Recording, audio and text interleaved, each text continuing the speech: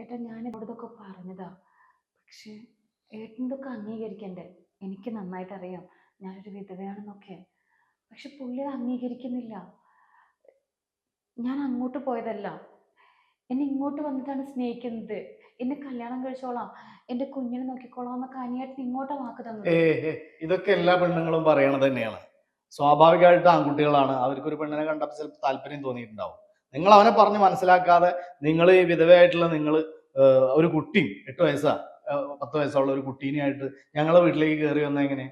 ഞങ്ങളതിനെ അച്ഛനില്ലാതെ അമ്മ വളർത്തിണ്ടാക്കിയതാണ്. ഞാനാണ് അവന്റെ അച്ഛന്റെ സ്ഥാനത്ത്, ഞാൻ അവന്റെ ഏട്ടനാണ്.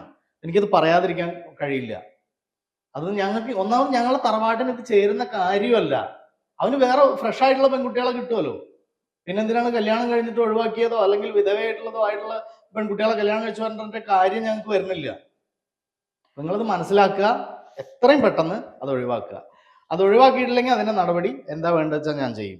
അതല്ല നിങ്ങൾ ഒഴിവാവുകയാണെങ്കിൽ നിങ്ങൾക്ക് എന്താ വേണ്ടത് പറഞ്ഞോ, തരാം. എന്താ വേണ്ടത്? എനിക്കൊന്നും വേണ്ട. നിങ്ങൾ ആവശ്യപ്പെട്ടോ, എന്ത് വേണമെങ്കിലും തരാൻ തയ്യാറാണ്. എനിക്ക് വേണ്ട. എനിക്ക് നിങ്ങളുടെ സ്വത്തോ മുതലോ കാശോ ഒന്നും എനിക്ക് ആവശ്യമില്ല.